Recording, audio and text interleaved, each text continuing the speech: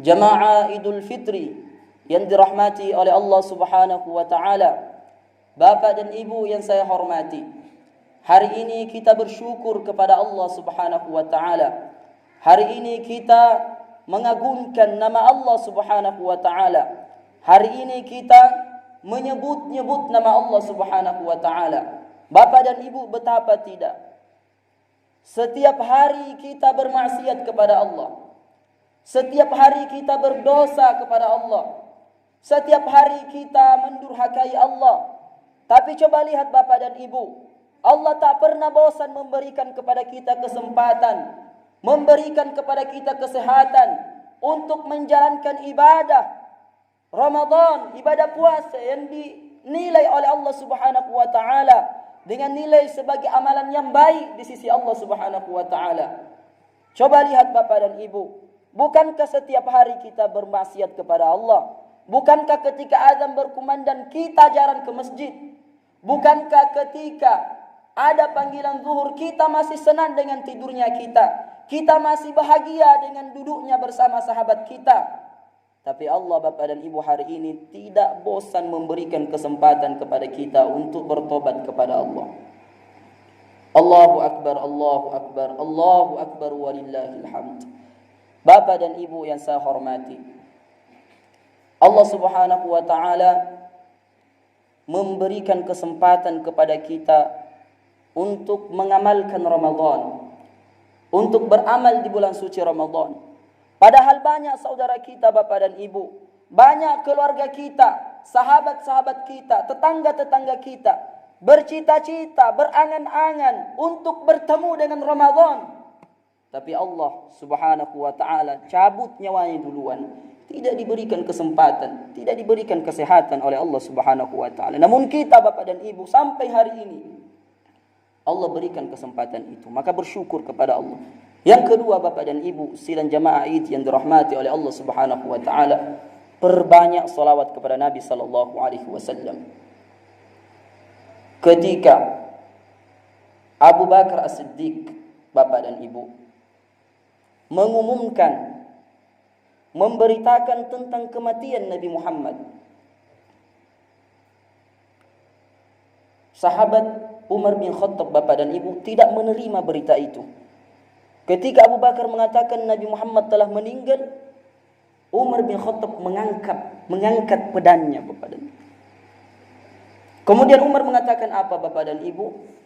Siapa yang berkata Muhammad meninggal, kupotong lehernya. Siapa yang berkata Muhammad meninggal, kupotong lehernya. Itu kata Umar bin Khattab. Tapi apa kata Abu Bakar As-Siddiq? Ayyuhan nasu, wahai manusia, man kana ya'budu Muhammad fa inna Muhammadan qad mata. Wahai manusia, siapa yang menyembah Nabi Muhammad, maka lihat Nabi Muhammad telah meninggal. Wa man kana ya'budullah, siapa yang menyembah Allah, fa inna Allaha hayyun la yamut. Allah tak akan pernah mati dan hidup selamanya. Bapak dan Ibu, Ramadan telah meninggalkan kita. Bapak dan Ibu, Ramadan telah pergi meninggalkan kita. Kita pinjam perkataannya Umar bin Khattab, perkataannya Abu Bakar As-Siddiq. Man kana ya'budu Muhammad, siapa yang menyembah Muhammad, fa inna Muhammad qad mata. Muhammad telah meninggal. Kita pinjam perkataan ini untuk Ramadan yang telah berlalu Bapak dan Ibu. Selama ini kita rajin baca Quran karena Ramadan. Selama ini kita rajin ke masjid karena Ramadan. Selama ini kita rajin menyebut nama Allah karena Ramadan. Katakan kepada Ramadan Bapak dan Ibu, man kana ya'budu Ramadan, siapa yang menyembah Ramadan, beribadah karena adanya Ramadan, beribadah karena hadirnya bulan Ramadan, fa inna Ramadan qad mata. Ramadan telah berlalu Bapak dan Ibu. Wa man kana ya'budullah, siapa yang menyembah Allah, fa inna Allaha hayyun la yamut. Allah hidup tak akan pernah mati. Bapak dan Ibu, jangan pernah tinggalkan semangat kita. Jangan pernah tinggalkan semangat kita membaca Al-Quran di bulan suci Ramadan. Bawa semangat itu sampai di lain daripada bulan suci Ramadan. Abu Bakar As-Siddiq, Bapak dan Ibu, setelah menyebutkan kata-kata ini, apa beliau katakan? Beliau membaca satu ayat dalam Al-Quran. Wa ma Muhammadun illa rasulun qad khalat min qablihi ar-rusul. Muhammad hanyalah seorang rasul. Muhammad hanyalah seorang rasul. Qad khalat min qablihi ar-rusul. Telah diutus beberapa rasul sebelumnya. Rasulullah itu manusia biasa, Bapak dan Ibu. Tapi apa kata Allah? Afa immata aw qutilan qalabtum ala aqabikum? Apakah ketika Muhammad meninggal kalian mundur dari agama Allah? Apakah ketika Muhammad meninggal kalian tidak salat lagi? Apakah ketika Muhammad meninggal kalian tak baca Quran lagi? Ini yang harus kita perhatikan, Bapak dan Ibu. Apakah Ramadan telah berlalu lalu Al-Quran kita tinggalkan? Apakah Ramadan telah berlalu lalu salat berjamaah kita tinggalkan? Apakah Ramadan berlalu semangat mengingat Allah juga kita tinggalkan? Jangan sampai seperti itu, Bapak dan Ibu.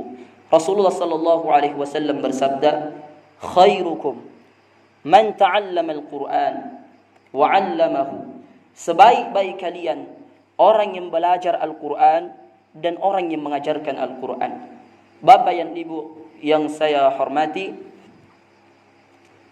yang ketiga, ajarkan kepada anak-anak kita membaca Al-Qur'an. Ajarkan kepada anak-anak kita belajar Al-Quran. Di akhirat, Bapak dan Ibu, kalau kita menemukan satu kumpulan orang tua, kalau kita melihat satu kumpulan orang tua, mereka memakai jubah kemuliaan, mereka dipasangkan mahkota kemuliaan, yakin dan percaya, Bapak dan Ibu, mereka bukan pejabat. Mereka bukan orang yang mempunyai harta yang banyak. Mereka bukan orang yang mempunyai pasukan yang banyak, tapi mereka adalah orang tua yang pernah mengajarkan Al-Quran walaupun satu huruf kepada anaknya. Ketika itu orang tua bertanya, kenapa saya dipakaikan mahkota ini? Kenapa saya dipakaikan jubah kemuliaan ini? Maka dijawab kepada mereka bahwa kalian dipakaikan mahkota, dipakaikan jubah kemuliaan karena kalian pernah mengajarkan Al-Quran kepada anak-anak kalian. Bapak dan Ibu yang saya hormati, ini yang ketiga.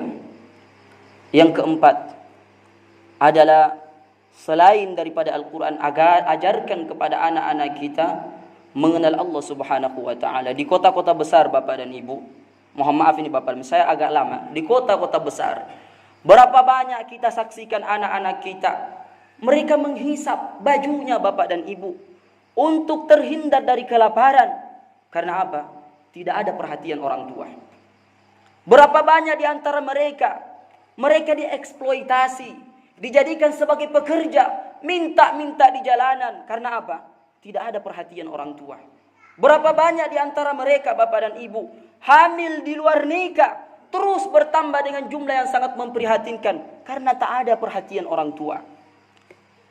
Perhatikan ini, Bapak.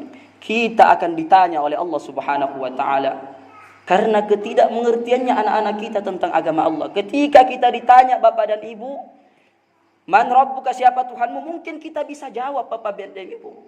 Mungkin kita akan ditanya, siapa Tuhanmu? Kita akan berkata, Tuhanku Allah. Tapi perhatikan, Bapak dan Ibu, ketika anak-anak kita yang ditanya, siapa Tuhanmu? Anak kita tidak bisa menjawab, dilempar ke neraka. Perhatikan. Yang pertama akan dilempar bukan anak-anak kita. Kita sebagai orang tua yang tak pernah mengajarkan agama kepada mereka. Kita tidak akan ditanya berapa rumus matematika seperti ini. Kita tidak akan ditanya apa rumus ketika orang seperti ini. Tapi ketika anak-anak kita tidak tahu melaksanakan sholat, tidak mengenal Nabi Muhammad, tidak tahu pergi ke masjid, kita akan ditanya. Sebelum mereka dilempar ke neraka, kita yang duluan sebagai orang tua. Bapak dan Ibu, 4 yang harus kita perhatikan. Yang pertama adalah perbanyak syukur kepada Allah. Yang kedua, perbanyak salawat kepada Nabi Muhammad, baca Al-Quran. Yang keempat adalah ajarkan yang baik-baik kepada anak kita. Ajarkan kebaikan kepada anak-anak kita. Kita berdoa kepada Allah Subhanahu wa taala, semoga Allah Subhanahu wa taala mengumpulkan kita bersama orang-orang yang diridhai oleh Allah Subhanahu wa taala, bersama orang-orang yang dirahmati oleh Allah Subhanahu wa taala. Bapak dan Ibu, saya teringat dengan perkataan ulama besar di zaman dulu. Bapak dan Ibu pernah berkata, "Idza aradta an ta'rif 'inda Allahi maqamak." Kalau kau ingin mengetahui posisi kalian di mata Allah, kalau kalian ingin mengetahui berapa besar posisi Allah melihat kalian, kata ulama tadi apa? Fanzur fima aqamak. Lihat di mana Allah posisikan kalian. Kalau kita Allah posisikan di tengah orang bermaksiat, itu posisi kita di mata Allah. Namun kalau kita diposisikan bersama orang yang sholat di masjid, berjamaah di masjid, orang yang mengajarkan anaknya Al-Quran, itu posisi kita di mata Allah. Kita berdoa kepada Allah Subhanahu wa taala. Allahumma salli wa sallim